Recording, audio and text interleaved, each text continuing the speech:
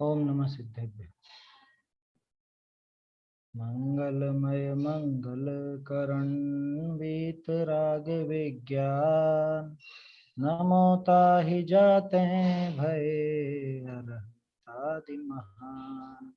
करि मंगल करि हो महाग्रंथ करण को काज, जाते मिले समाज सब पावे निज पद राज। मोखा प्रकाशक ग्रंथराज पर हमारी चर्चा चल रही है। 8वें अधिकार के माध्यम से चारों ही अनुयोगों का प्रयोजन हम समझ रहे हैं। उन प्रयोजन के बाद उनके व्याख्यान का विधान किस प्रकार का है, किस तरह से आचार्य देव इन अनुयोगों में कथन करते हैं, उनकी पद्धति, उनकी शैली यहाँ पर टोडरमल जी हमको समझा रहे हैं। प्रथमानुयोग की बात चल रही थी। इसमें अलग अलग बिंदुओं के माध्यम से अपन ने देखा 5 मुख्य बिंदु निकल कर गया है। 5 प्रकार की शैली आचार्य देव अपनाते हैं। कहीं पर तो वो नामादिक कुछ अन्य भी आ जाते हैं, शब्दों में अंतर आ जाता है। कहीं पर कथाएं ही पूरी मन से बनाई हुई होती हैं लेकिन प्रयोजन का पोषण करने वाली होती हैं। कहीं पर किसी भाव का फल किसी और भाव का बता दिया जाता है, कहीं किसी और भाव का फल किसी और भाव का बता दिया जाता है। और कहीं कहीं पर बहुत से लोगों द्वारा किए गए काम को जैसे एक का बताते हैं, उसी तरह से अनेक भावों का फल एक ही भाव के ऊपर दिखा दिया जाता है, ऐसा भी दिखाया जाता है। इसके अलावा आखिरी बात जो थी, आखिरी पॉइंट जो था सबसे खास, कि कहीं कहीं पर अनुचित कार्य की भी प्रशंसा कर दी जाती है। कैसे अनुचित कार्य की? कि वास्तव में वो उस पद के लायक नहीं हो या वो काम उचित नहीं हो धर्म मार्ग में, लेकिन फिर भी उसकी प्रशंसा कर दी जाती है। क्या सोच करके? कि सामने वाले की भावना क्या थी। अगर उसकी भावना गलत नहीं है, जैसे ग्वाले का अपन ने उदाहरण देखा, या जैसे समझ लीजिए वो विष्णु कुमार जी का उदाहरण आया, तो इस तरह के जो किस्से आते हैं उसमें वास्तव में उनकी भूमिका के तो अयोग्य था वो कार्य, लेकिन फिर भी वहां वात्सल्य की प्रमुखता देख करके, या वो ग्वाले के करुणा की प्रमुखता देख करके, या वो सिंगोदर वज्रकरण राजा के देवशास गुरु के अलावा किसी और को नमस्कार नहीं करूं, ऐसा भाव देख करके उसकी मुख्यता से उसकी प्रशंसा भी कर दी जाती है। तो ये पद्धति चला करती है, उसमें कोई दिक्कत नहीं है। लेकिन उसमें खास बात यह है कि वो अनुचित कार्य क्यों अनुचित है ये हमको समझना चाहिए। उसके अलावा आचार्य देव ने अगर प्रशंसा की है तो वो प्रशंसा क्यों की है, किस कारण से की है, उस बिंदु को भी हमें ढंग से देखना चाहिए और उसको उसी रूप में ग्रहण करना चाहिए कि प्रशंसा लायक तो इसका इतना मात्र भाव था, वो जो काम हुआ है वो पूरा का पूरा ऐसा का ऐसा प्रशंसनीय नहीं था, तो उसको उसी रूप में ग्रहण करना चाहिए, ऐसा आशय था।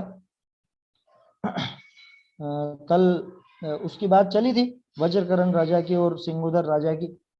तो वो जो वज्रकर्ण राजा था वो सिंगोदर को नमस्कार नहीं करता, उस नमस्कार नहीं करने के कारण ही उसने वो मुद्रिका में अंगूठी में वो प्रतिमा बना ली कि मैं तो ऐसे करूंगा ऐसे और ये प्रतिमा को नमस्कार हो जाए। वास्तव में इस तरह का नमस्कार होता नहीं, और देखा जाए तो छल था, है ना, छल ही तो था कि राजा को बेवकूफ बनाना चाह रहा है।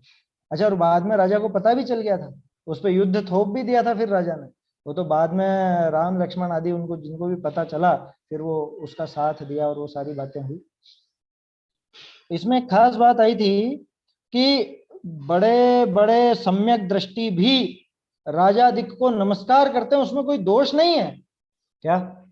लेकिन ध्यान रखिए किसको, कि धर्म पद्धति में ना हो, लौकिक पद्धति में हो, उसको तो नमस्कार कर लेंगे लौकिक पद्धति से।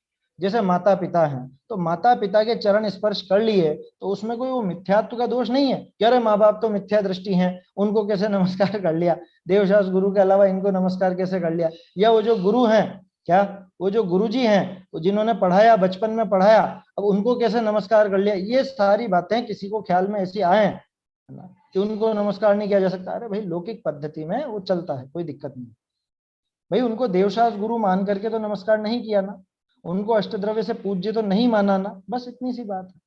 उनको अगर अष्टद्रव्य से पूज्य माने तो गड़बड़ है क्या।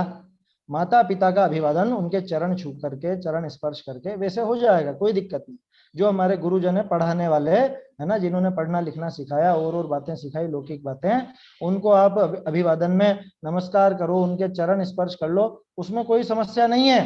लेकिन अगर उनकी अष्ट द्रव्य से पूजा करने लगो, जैसे देवशास्त्र गुरु की पूजा की जाती है वैसे करने लगो, तो समस्या खड़ी होती है। तो वैसा तो किया नहीं था उसने, है ना, वैसा भाव तो होता नहीं है सम्यक दृष्टि जीवों का भी।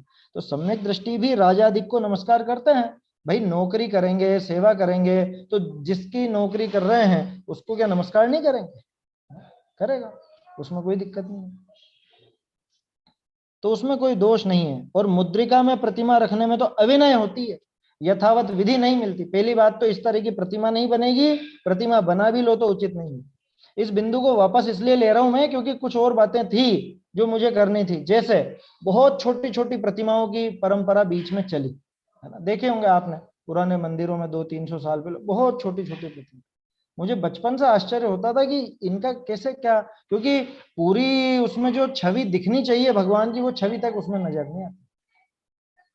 जैसे पुरानी प्रतिमाएं देखी होंगी आपने, 500-600 साल पहले धातु की इतनी बड़ी प्रतिमा होती है, बीच में एक मुख्य प्रतिमा और 23 प्रतिमाएं साइड में बहुत छोटी छोटी छोटी छोटी बना दी जाती है, और 24 तीर्थंकर की पूरी एक प्रतिमा कहलाती है। मैं ये नहीं कह रहा हूं कि अब वो पूज्य हैं कि अपूज्य हैं, भाई 100 वर्ष से अधिक पूजते पूजते हो गए तब तो पूज्य हो ही गई, लेकिन फिर भी उनमें वो भाव नहीं बनता जो एक सर्वांग पूरी बड़ी प्रतिमा में, जिसमें पूरे वीतराग भाव, वही जो प्रतिमा होती है उसमें जैसे भाव बैठते हैं वैसे भाव ऐसी छोटी छोटी प्रतिमाओं में कभी नहीं बन पाते, बन ही नहीं सकता। आप करके देख लीजिए, नहीं बनता, इसलिए वो उचित नहीं है, वो शास्त्रोक्त विधि नहीं है। वो बन गई पहले सो बन गई, उनका अनुसरण करके क्या रे देखो पहले की भी बनी हुई है हम भी बना ले तो क्या दोष है, ऐसे फालतू में पीछे नहीं पड़ना, ऐसे कुतर्क नहीं करना। क्या अगर आपका भाव भी है कभी प्रतिमा आदि बनाने का, तो ऐसे जरा जरा सी इतनी सी प्रतिमा बना ले वो उचित नहीं है ना। कह रहे कैसे बात कर रहे हो, शास्त्रों में लिखा है जो के बराबर भी प्रतिमा बनाए तो वो भी इतने इतने पुण्य का भागी है और ऐसा। अरे वो प्रेरणा देने के लिए लिखा है, ये प्रथमा नियोग की शैली है, आप समझो ना ऐसा, वो प्रेरणा देना चाहते हैं आपको, क्या नहीं तो कौन बनवाएगा बताओ इतनी इतनी सी प्रतिमा। मैंने देखा, हमने तो जयपुर के मंदिरों में देखी है, इतना सा मंदिर ऐसा फोल्डिंग, वो ऐसा यूं बन जाता है, ऐसा मंदिर ये शिखर बन गया और वो यूं साइड से यूं खुल जाता है और बीचों बीच यहाँ प्रतिमा विराजमान, ऐसे ऐसे देखे हैं बने हुए हमने, जयपुर में है ऐसा खूब, है ना, देखा होगा आप लोगों ने भी देखा होगा कहीं पर, पुराने हैं। अभी बताओ डिजाइन के लिए या छोटे से उस आकृति के लिए वो ठीक है, वो कलाकारी दिखाने के हिसाब से, लेकिन उसके अंदर भाव बैठेंगे क्या? अब ठीक है वो तो पूज्य है, पुरानी प्रतिमाएं प्रतिष्ठा भी उनकी हुई है, तो वो पूज्य तो है, वो अपूज्य हूं ऐसा नहीं कह रहा हूं मैं, लेकिन उसमें वो भाव वाहीपना नहीं आ पाता जो एक पूरी सर्वांग बड़ी प्रतिमा में देखने में आता है।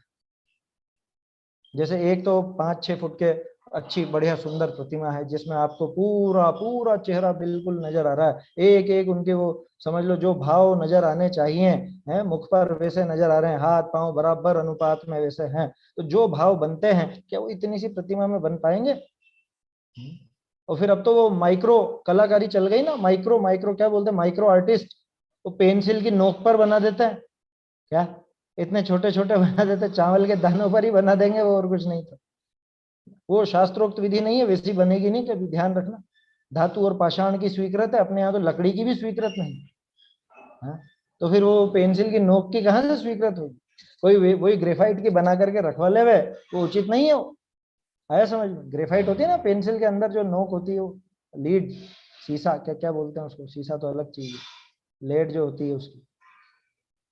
तो कहने का अर्थ ये है कि भाई वहां जो वज्रकरण और सिंहोदर का किस्सा है, उससे अपने को इतनी बात सीखनी चाहिए कि उसका सिर्फ इतना भाव प्रशंसनीय था, कितना कि मैं किसी और के सामने नहीं झुकूंगा, है ना। लेकिन अगर वो झुक भी जाता मान लो, तो क्या उसका क्या सम्यक दर्शन नष्ट होता? क्या उसका कुछ मोक्ष मार्ग में बिगाड़ होता? अगर राजा को नमस्कार करता, कोई बिगाड़ नहीं होता। क्यों? क्योंकि राजा लौकिक पद्धति में है, उसको लौकिक जो अभिवादन किया जाता है, जो भी राजाओं को किया जाता होगा उस समय पे, है खम्मा घड़ी कि या फिर वो क्या नमस्कार या जो भी राजा साहिब की जय हो, जो भी बोला जाता हो, तो उसमें कोई वो मिथ्यात्व तो नहीं है, या उसमें कोई मोक्ष मार्ग नष्ट हो गया, ऐसा नहीं है। क्यों नहीं है? क्योंकि जैसे देवशास्त्र गुरु को पूज्य के स्थान पर रखा है, जैसे देवशास्त्र गुरु की अष्ट द्रव्य से पूजा की है, क्या वैसी पूजा करने की बात थी क्या? कि नहीं थी, लौकिक अभिवादन की बात थी। सामने गए तो उनको क्या, कैसे वो जो भी करते हो। प्लास्टिक की मूर्ति भी पूजनीय नहीं है क्या? बिल्कुल भी नहीं है ना? ऐसा प्रश्न आया है, बिल्कुल भी पूजनीय नहीं, प्लास्टिक की मूर्ति नहीं होती। प्लास्टिक तो बिल्कुल हल्की चीज है, सबसे हल्की चीज है समझ में? प्लास्टिक की मूर्ति छोड़ो, वो सिंहासन आदि पे जो प्लास्टिक के वो नकली नग लगा दिए जाते हैं ना डिजाइनदार, वो उचित नहीं है बिल्कुल भी। प्लास्टिक बिल्कुल हल्की धातु है, धातु का धातु तो है ही नहीं वो, प्लास्टिक धातु कहाँ है? उसकी कीमत क्या? प्लास्टिक की क्या कीमत? कबाड़े में बिकता है 2 रुपए किलो। जैसे अपन कहीं बाहर जाते हैं और वहां हाँ। से छोटी छोटी प्रतिमाएं ले आते हैं, तो घर में रखना उचित है या नहीं? देखो वो उनके जैसे चित्र आप लगाते हो, वैसे घर में एक स्मरण के लिए रखना हो तो रख लो, लेकिन उसमें एक तो परिपाटी बिगड़ने का भय है। भय क्या है? कि अगर आप बच्चों को नहीं सिखा पाए, या आप वो अपने घर वालों को नहीं बता पाए कि भैया ये पूजनीय नहीं है, इनके नमस्कार आदि नहीं होता है, तो वो गड़बड़ पड़ेगी। वो उसी के हाथ जोड़ने लग जाएंगे, उसी की वो दिया बत्ती अगरबत्ती सब करने लग जाएंगे थोड़े समय। मैंने देखा है बहुत सी जगह पे, तो छोटी छोटी सी प्लास्टिक की या वो जो बनी हुई आती है वो रख लेते हैं, शाम को सारे घर वाले बैठ के वहां पे अगरबत्ती लेके और वो आरती करने लग जाते हैं, दिया बत्ती लगाने लग जाते हैं, ये काम का होने लग जाता है। ये उसमें नुकसान है। बाकी आपको उनकी याद आए, ऐसे जैसे घर पे दूसरों के चित्र लगाते हो, ऐसे भगवान का चित्र वगैरह देख करके वो याद आए, उस दृष्टिकोण से रखा है तो उसको पूरी तरह गलत नहीं कहा जा सकता, लेकिन वो पूजनीय नहीं है, ये आप पक्का दिमाग में रखें। और घर वालों को भी स्पष्ट करें, बच्चों को बचपन से सिखाएं कि भगवान ऐसे दिखते हैं, ये भगवान नहीं है, लेकिन ये नमस्कार करने लायक नहीं है। तो क्या उनकी अभिनय होगी? क्या अभिनय भी नहीं होगी। वो ऊंचे स्थान पर जो भी वो आलिया हो या ताक हो टांड हो, जो जो भी ऊंची जगह है वहां पर आप उनको रख सकते हैं। जैसे चित्र लगा के रखते हैं कि नहीं दीवारों पर, उस तरह से वो रखे जा सकते हैं। अरे लेकिन जरूरत क्यों पड़े? रोज मंदिर जाने वाले को घर में रखने की जरूरत क्या? क्या एक और क्या क्या बात है ये मैं देख नहीं पाया, ये क्या चीज है?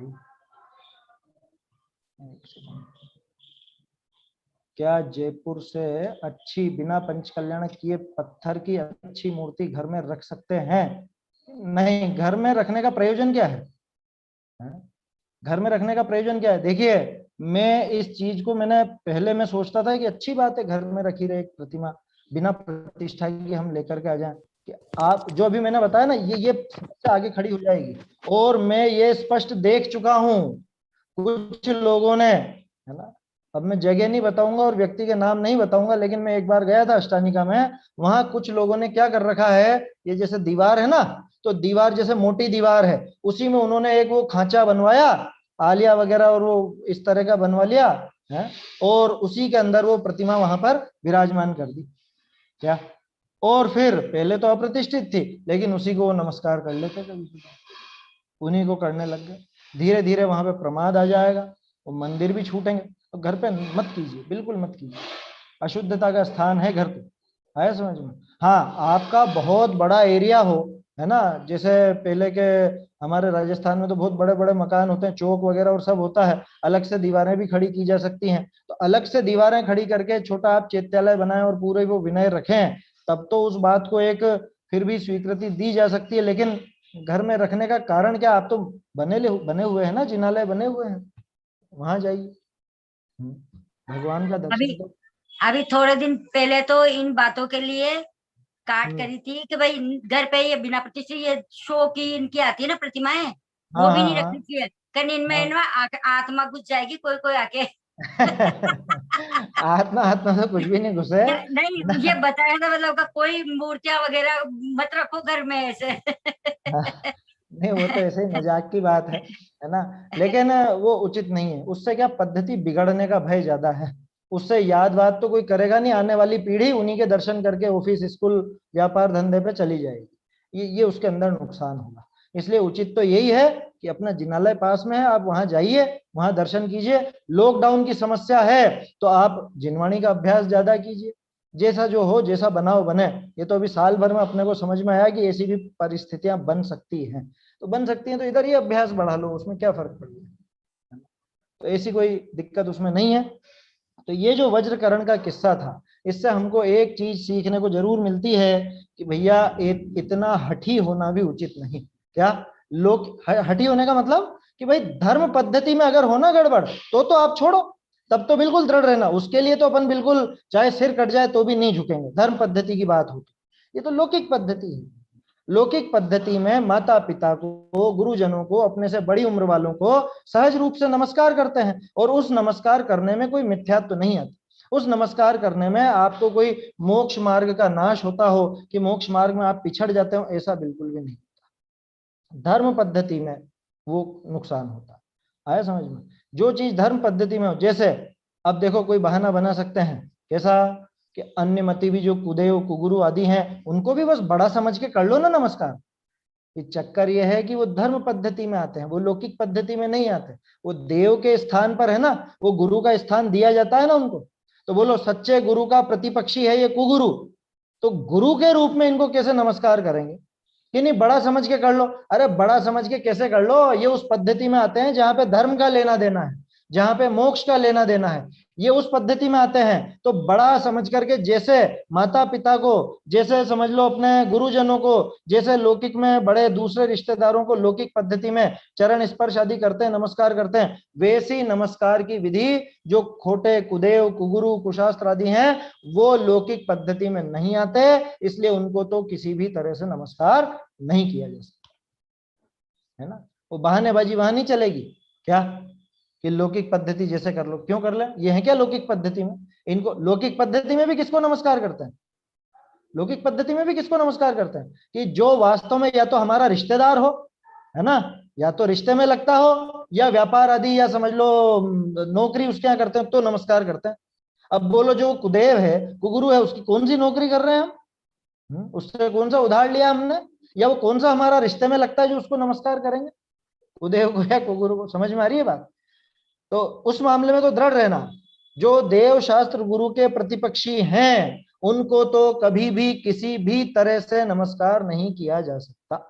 कुदेव कुगुरु कुशास्त्र को, है ना, वहां तो सर कटा सकते हैं लेकिन सर झुका सकते नहीं वाला हिसाब रहेगा। समझ में आई बात?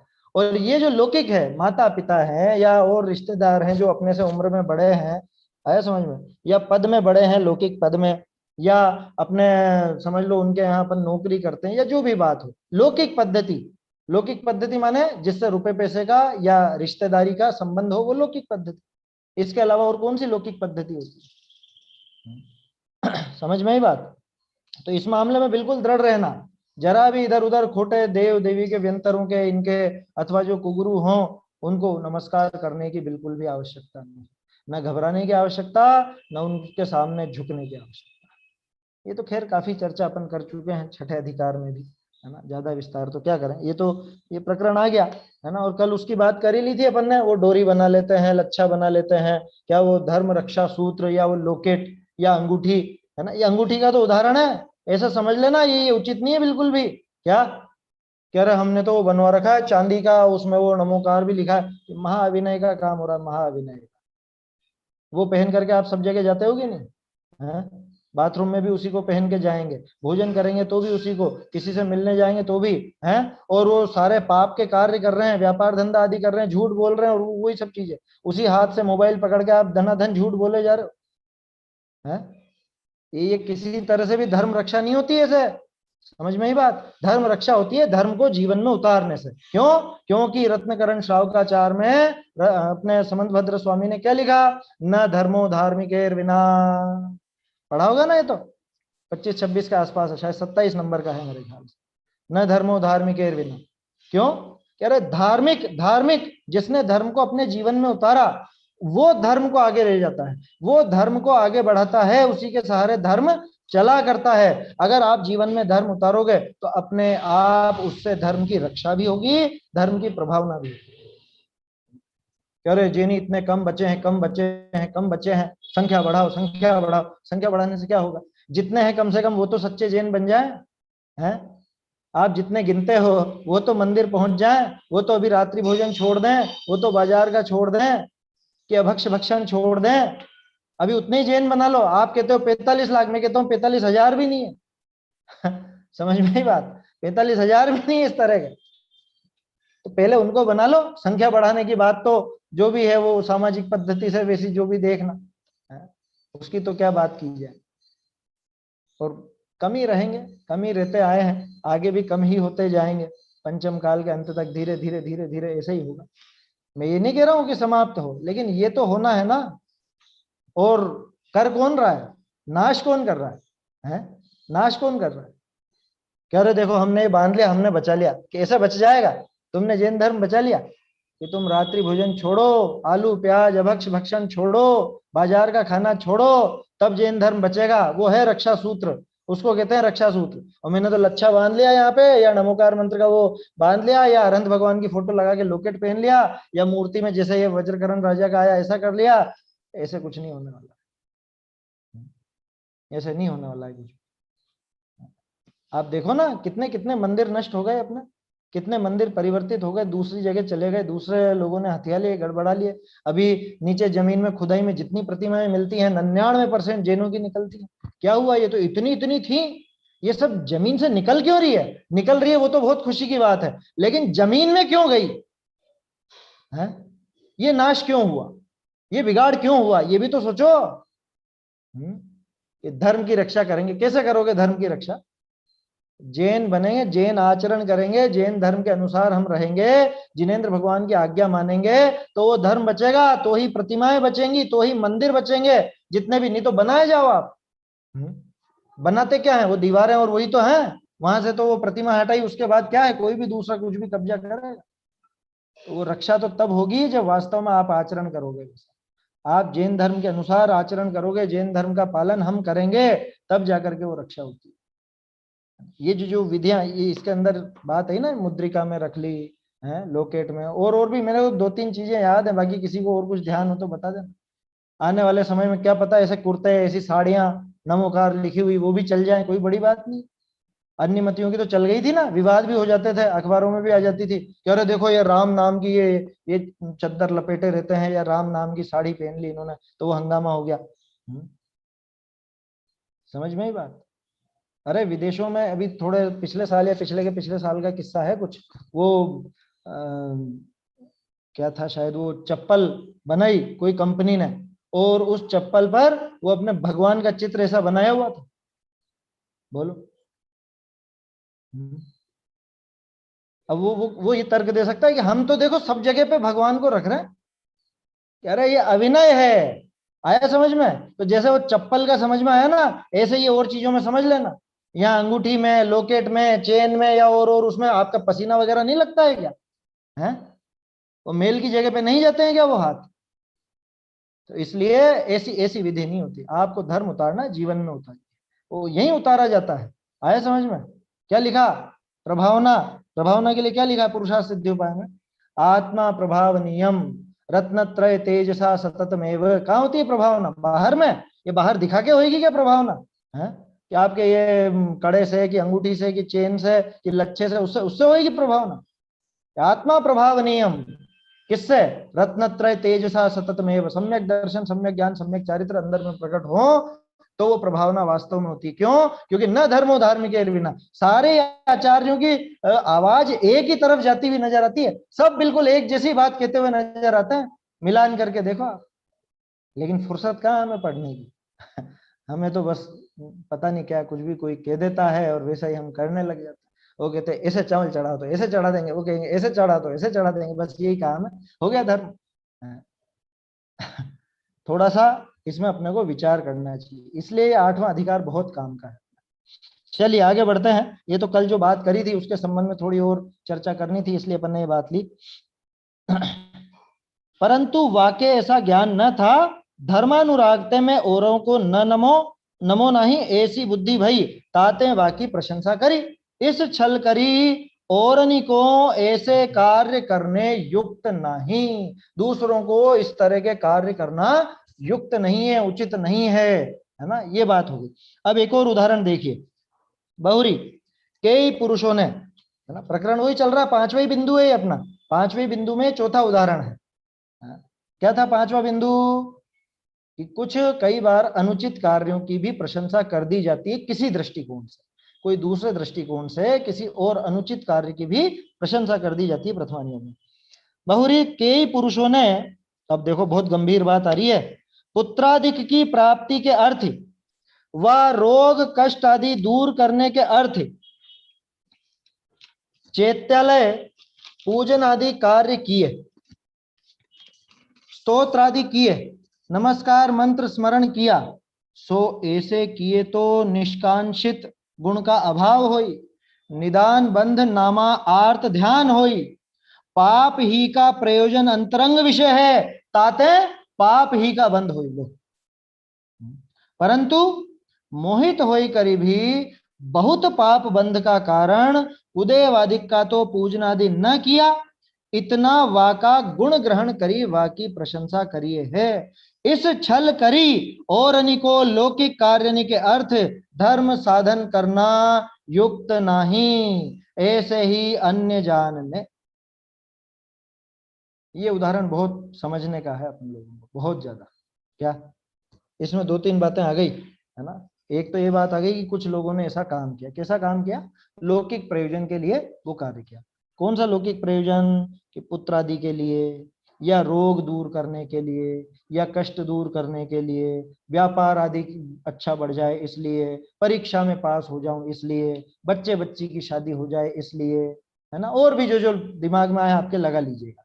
लौकिक प्रयोजन, सांसारिक प्रयोजन के लिए, वो सांसारिक प्रयोजन की पूर्ति के लिए क्या किया, बच्चा बच्ची चाहिए तो एक काम करो, महावीर जी चलो, महावीर जी देंगे बच्चा।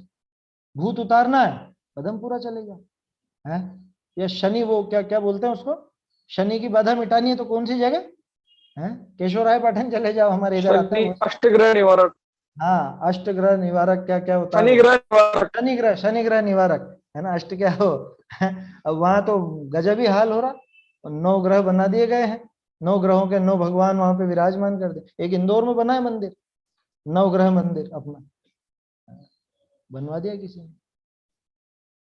मतलब ये बताओ कि वो, मुझे तो पता नहीं कौन किसके हैं, इनका जरूर पता है, मुनि सूरज जी को वो शनि का वो मानते हैं, तो वो सिर्फ शनि का ही दोष निपटाएंगे। मुनि सूरज जी में इतनी शक्ति है? राहु केतु और वो जो दूसरे होते हैं मंगल वंगल भारी हो, वो नहीं निकालेंगे, वो है, वो नहीं निकालेंगे। क्यों वर्धमान भैया, आपके उधर भी तो है एक आध कोई, क्या है, कौन सा है आपके इधर? स्वस्तिधाम में है ना, जाजपुर। नहीं, वहां थोड़ी ना, जाजपुर में तो नहीं है ऐसा। जाजपुर में कहाँ है ऐसा? नहीं, वहां पे भी ये शनि अमावस्या पे, नहीं शनि अमावस्या पे लगता है ना मेला वगैरह। अरे वो तो वो मुनि सूरज जी की प्रतिमा है, इस वजह से वो लोगों ने कर दिया क्या, क्योंकि मुनि सूरज जी तो प्रसिद्ध हो गए शनि निकालने में। और वो पार्श्वनाथ जी कौन से, रवि के हैं कौन से, मुझे पता नहीं है ज्यादा, 2-3 के ध्यान है बस मुझे। शांतिनाथ जी शांति के करता, जगत प्रसिद्ध है ही सही। महावीर स्वामी बच्चे बच्ची देने वाले, है ना। और भूत उतारने में पदमपुरा के पदम प्रभ जी, ये यही है, यही ज्यादा नाम चलता। या फिर तिजारा के वो चंद्र प्रभ जी, क्या तरह तरह के यही काम रह गया इनको, यही काम मिला बस। गजब की बात है। और एक दोष जो दूर कर सकते हैं वो बाकी सारे दोष दूर नहीं कर सकेंगे, ऐसे कैसे भगवान हुए फिर? ये भी तो विचार करो कि अकेला शनि का ही दोष दूर करा, मेरा तो मंगल भारी है, तो मंगल का दोष दूर कराने के लिए उनके पास नहीं जाऊं फिर मुनि सूरज जी मेरे किस काम के हैं? या फिर वो और दूसरे भगवान किस काम के? मतलब सोचिए तो सही, ये क्या क्या हमने बना लिया है। जो वीतरागी भगवान हैं उन पर भी पूरा का पूरा राग द्वेष और ये भयंकर मिथ्यात्व उनके माथे मंड दिया। पंडित जी साहब, एक बात और पूछ रहे थे हम कि जैसे ये भक्तामर का 45 नंबर का स्रोत है, उसमें बहुत सारे लोग उसको पूजते हैं, उसकी वो क्या नाम है 108 बार जपते हैं, बहुत सारी वो जो दीप जलाते हैं, 48 दीप जलाते हैं, इतनी सारी वो लोगों का वो जो क्या नाम है दुख दूर करने के लिए, रोग दूर करने के लिए होते हैं। तो ये क्या मिथ्या तो नहीं है क्या? बिल्कुल स्पष्ट मिथ्या तो है ये, है ना। ये भक्तामर स्तोत्र के बारे में पहले भी बात कर चुके हैं। मैं तो कितनी बार कहता हूँ, सबसे ज्यादा दुर्गति अगर किसी की हुई है तो वो भक्तामर स्तोत्र की हुई है। इतना बढ़िया स्तोत्र, मंदिर में तो बहुत सारे लोग इसको पूजन करते हैं, इसको मानते हैं, तो अब उसको कैसे सुधारा जाए कुछ समझ नहीं आता। अभी भी लोग 48 दीपक जलाते हैं, दीपक इतने सारे दीप जलते हैं रात में, इतने सारे जीव मरते हैं, बड़ा दुख होता है। ये तो अब कोई समझना चाहे प्रेम से तो समझा दीजिए, यही उपाय है। बाकी तो लड़ झगड़ तो किसी से सकते नहीं है अपन, है ना, जबरदस्ती तो किसी को समझाने से रहे। कोई समझना चाहे, मंद कशाई जीव हो तो वो अगर सुने तो समझा दीजिए कि भैया अपने वीतरागी भगवान है, और वीतरागी भगवान वो साक्षात मोक्ष का सुख उसमें कारण बनते हैं। तुम ये जरा जरा से टटपुंजे से रोग में उनको उनको बुलाना चाह रहे हो, हैं? मतलब यूं समझ लीजिए कि मेरे घर में कोई समझ लीजिए जैसे चूहा मर गया या छिपकली मर गई, उसके लिए क्या मैं मुख्यमंत्री को चिट्ठी लिखूंगा? हैं? या मेरे घर में थोड़ी सी गंदगी हो रही है, मेरे वो दीवार थोड़ी सी ऐसी हो रही है चितकबरी सी, तो वो रंग रोगन नहीं हो रहा, उसके लिए क्या मैं प्रधानमंत्री को चिट्ठी लिखूं, राष्ट्रपति को बुलाऊं? ऐसा काम है ये? जरा जरा से छोटे छोटे से लौकिक कार्य के लिए ये भगवान को उन कार्यों के लिए वो बना देना। गंभीरता से सोचिए, क्या भगवान का ये काम है? और कौन से आचार्यों ने लिखा है ऐसा? हमारे तो आचार्यों ने कहीं भी इस तरह का वर्णन नहीं किया। जो मोक्ष मार्ग पे चल पड़े हैं ना, जो मोक्ष मार्ग में चल रहे हैं, वो हाँ। लोग ज्यादा 48-48 दीपक की आरती करवा रहे, मोक्ष मार्ग में चलने वाले जो अब वो तो मोक्ष देखो पथ पे चले वो कहाँ चले, कहाँ चले वो? जो ऐसा ऐसा काम मोक्ष करा है तो मार्ग कैसे है, चले? नहीं, ऐसा नहीं, मोक्ष इस मार्ग है तरह उनका। ऐसा नहीं होता। हमारे तो कुंद कुंदाचार्य, अमृत चंद्राचार्य, समन भद्राचार्य, उमा स्वामी आचार्य, ये सिर माथे हैं। इन्होंने जो विधि हमको बताई है वास्तव में वो मोक्ष मार्ग है, उसके अलावा कोई और मोक्ष मार्ग होता नहीं है। इस तरह का कोई वर्णन हमारे आचार्यों ने किया नहीं कि भैया तुमको शनि की बाधा हो। प्रश्न है क्या? किसी का माइक चालू है? चेक कर लीजिएगा एक बार। माइक चालू है किसी का? बंद कर लीजिएगा, है ना, डिस्टर्ब होता है वो पूरे निकल जाती है बात। तो क्या कह रहा था मैं कि आचार्यों ने कहीं इस तरह का कोई वर्णन किया नहीं।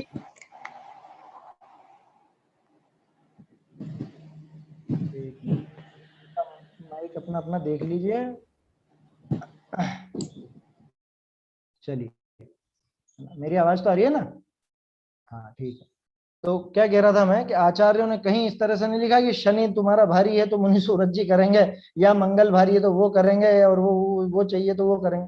अब विचार तो कीजिए, हमारे जो तीर्थंकर हैं, हमारे जो भगवान है, वो मोक्ष मार्ग बताने वाले हैं, अनंत सुख देने वाले हैं। यहाँ तो अपन कहते हैं जन्म मृत्यु विनाशनाय है, जन्म जरा मरण के नाश के लिए हम वो सारे काम करते हैं, और हम इन्हीं इन्हीं चीजों में उलझ रहे हैं कि हमारा ये ग्रह मतलब अरिष्ट का निवारण हो जाए, हमारे पुत्राधिक की प्राप्ति हो जाए। कैसे कराएंगे बताओ?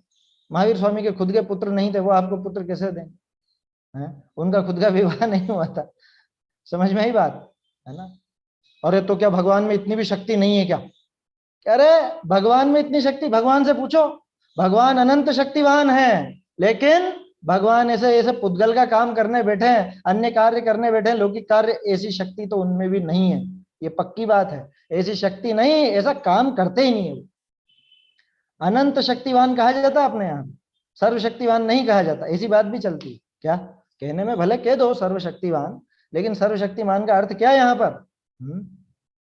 उसका क्या अर्थ है? सर्वशक्तिमान हो तो फिर भगवान के माथे आ जाएगा सारा का सारा काम।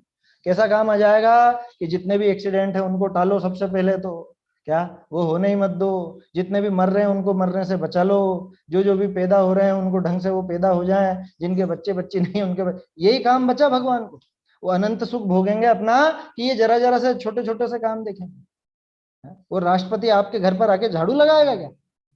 ये तो सोचिए हम क्या कराना चाह रहे हैं भगवान से। गंभीरता से विचार करने की बातें हैं ये तो बीच में थोड़ा चल पड़ा ऐसा तंत्र मंत्र यंत्र का, और पता नहीं जाने क्या क्या बातें। अब यहाँ इसीलिए टोडरमल जी ने ये बिंदु लिखा कि किन्हीं पुरुषों ने क्या पुत्राधिक की प्राप्ति के लिए, रोग कष्ट दूर आदि करने के लिए, क्योंकि प्रथमान युग में ऐसी कहानियां भी आ गई। एक चीज और बताऊं, मूल जो आचार्यों के पुराण हैं उनमें इस तरह के किस्से नहीं है। ये तो बाद में जो समझ लो जैसे भट्टारक युग आया या और भी साहित्यकार हुए, है ना, तो उस समय पर कुछ इस तरह की कहानियां भी चल पड़ी क्या कि किसी को जहर चढ़ गया तो जहर उतारने के लिए वो स्तोत्र की रचना हो गई, किसी को बच्चे बच्चे नहीं थे तो वो स्तोत्र की रचना हो गई, किसी के ऐसी ऐसी बीमारी थी तो उस बीमारी के लिए स्तोत्र की रचना हो गई है।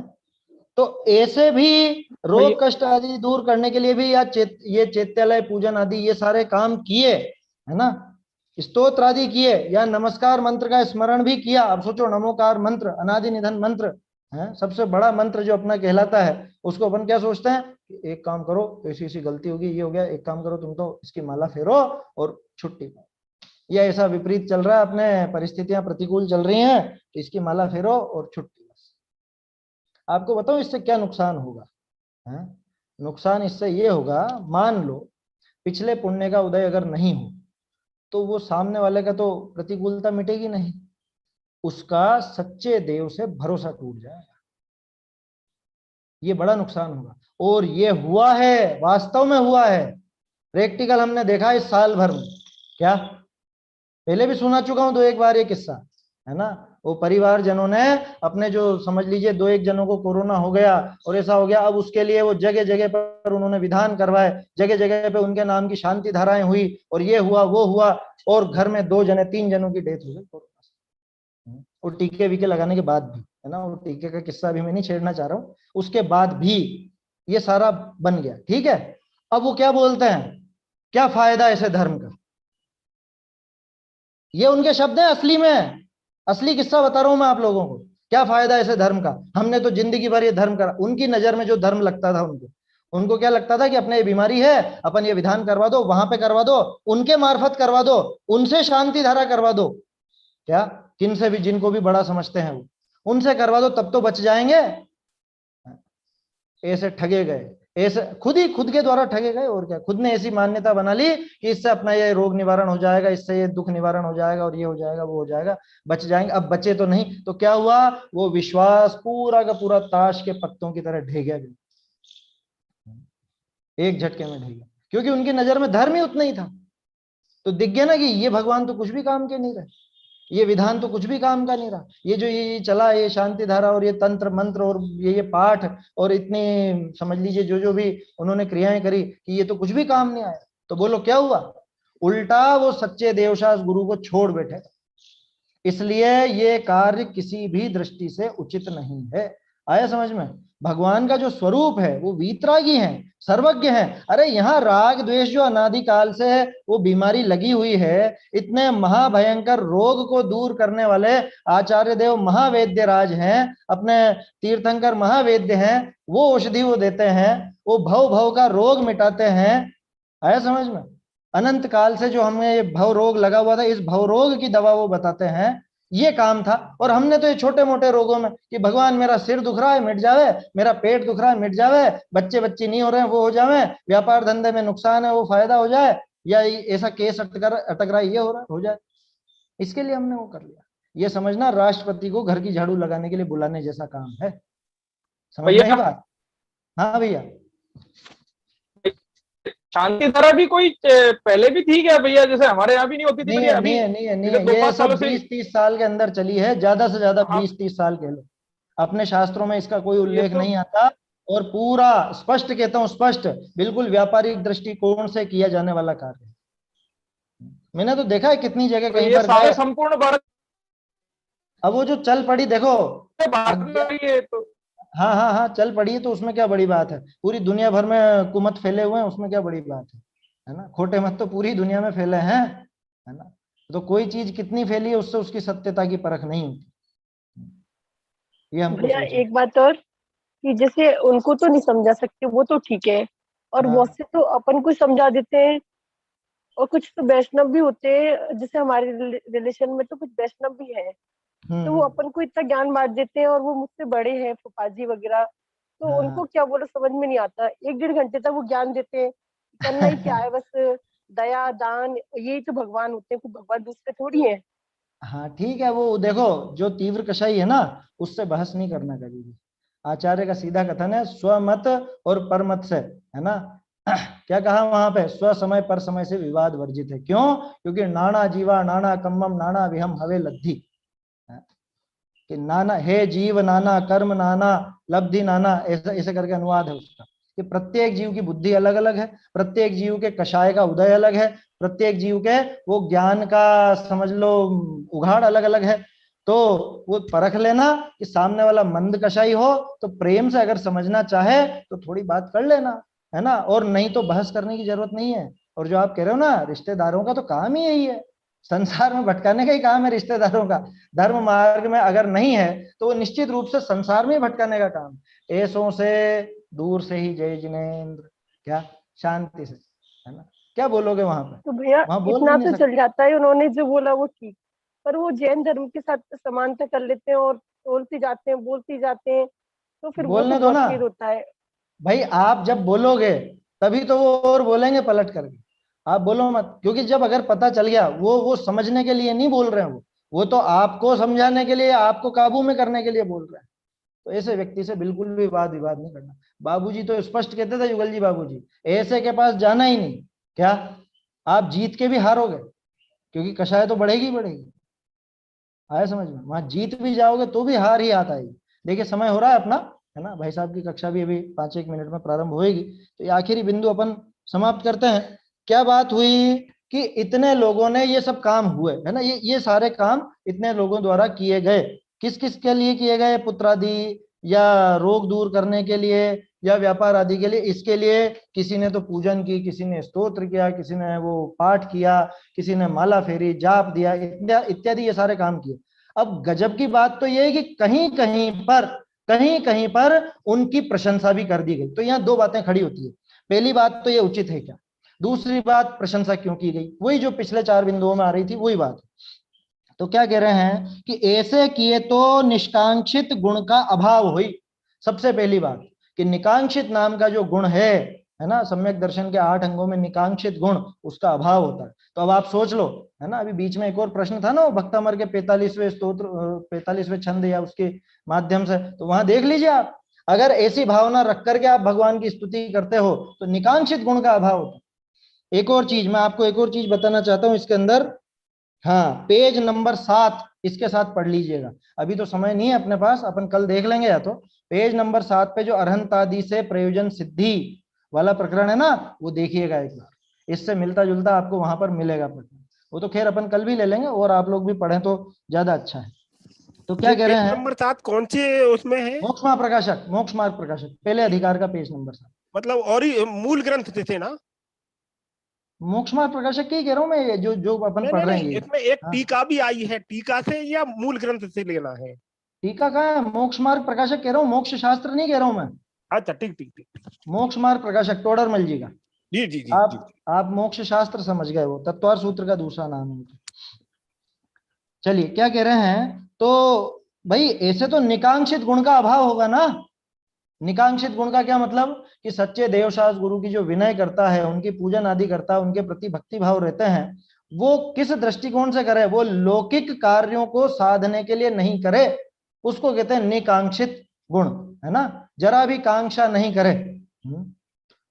उसमें अपने जो प्रकरण निकला था 7वें अधिकार में, व्यवहाराभासी का प्रकरण, उसमें एक था सांसारिक प्रयोजनार्थ धर्म धारक। तो ये सांसारिक प्रयोजन नहीं हुआ क्या? ये सांसारिक प्रयोजन है। अगर इन प्रयोजनों से अगर भगवान की स्तुति करते हैं, नमोकार मंत्र आदि का स्मरण करते हैं, तो सांसारिक प्रयोजन है ये। निकांक्षित गुण का अभाव होता है एक। दूसरा दोष, निदान बंध नामक आर्त ध्यान होता है। बोलो, ये तो निदान बंध है ना, है? इष्ट वियोगज, अनिष्ट संयोगज, निदान बंध, ये सब नाम आते हैं ना आर्त ध्यान के 4 भेदों में। तो निदान उसके अंदर है। निदान मतलब ऐसा हो जाए, ऐसी भावना से किया गया वो काम, वो निदान बंध, कि आगे ऐसा हो जाए, तो ये तो निदान बंध नामक आर्त ध्यान होता है। तीसरा दोष, पाप ही का प्रयोजन अंतरंग विषय है ताते। बोलो, किसका बंध होगा, पुण्य का या पाप का? वो सारा स्तोत्र करके भी, वो पूजन करके भी क्या बांधा उसने? पाप। क्यों? क्योंकि प्रयोजन तो पाप का ही रहा। क्यों रे, पाप का कैसे प्रयोजन रहा? ये बताओ, बच्चा बच्ची हो जाए, ये कौन सा भाव है? शुभ भाव है, अशुभ भाव है, कि शुद्ध भाव है? अशुभ भाव है ना, तो अशुभ भाव तो पाप का ही बंधन होगा उससे। समझ में आ रही है बात? ये व्यापार बढ़ जाए, व्यापार का घाटा जो हो रहा है ये निकल जाए, इससे क्या होगा? ये पाप का ही भाव है, तो पाप का ही बंधन होगा। तो ये 3 दोष इसमें समझ लेना। कोई अगर ऐसा सोच करके करे, ये जो काम यहाँ पर बताए हैं उनको सोच करके अगर स्तुति पूजन विधान इत्यादि करे, तो सबसे पहली बात तो निकांक्षित गुण का अभाव होता है। तो ये सम्यक दर्शन तो यूं ही गया, क्योंकि उसका व्यवहार रूप ही नहीं आ रहा है सामने। दूसरा, निदान बंध नामक अर्थ ध्यान होता है। तीसरा, पाप ही का प्रयोजन अंतरंग में है, 100% पाप का ही प्रयोजन। अभी समय हो रहा है, नहीं तो और डिटेल में अपन ये बात लेते हैं। परंतु मोहित होकर भी, अब ये दूसरा प्रश्न जो था अपना कि ठीक है साहब गलत तो है, ये तो समझ में आ गई, प्रशंसा क्यों करी आचार्य ने? प्रशंसा सिर्फ सिर्फ इसलिए कर दी कि मोहित होकर भी जो बहुत पाप बंध का कारण है, ग्रहित मिथ्यात्व का कारण है, ऐसे कुदेवादी का तो पूजनादि न किया, कि भटक के भी मतलब उधर तो नहीं गया, कम से कम सिर्फ सिर्फ इतनी सी बात ली है, बहुत हल्की बात है हालांकि, क्या कि कुदेवादी के चक्कर में तो नहीं गया।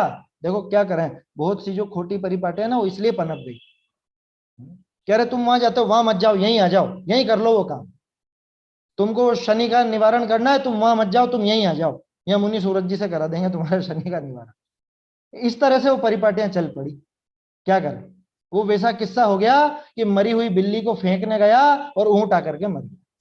अब क्या करेगा, वो ऊंट निकाल ले, अब नहीं निकला वो, क्योंकि अब तो शास्त्रों का आधार मिल गया उसको। कह रहे साहब प्रशंसा लिखी है उसकी, समझ में आ रही है बात? ऐसी गड़बड़ खड़ी हो जाती है।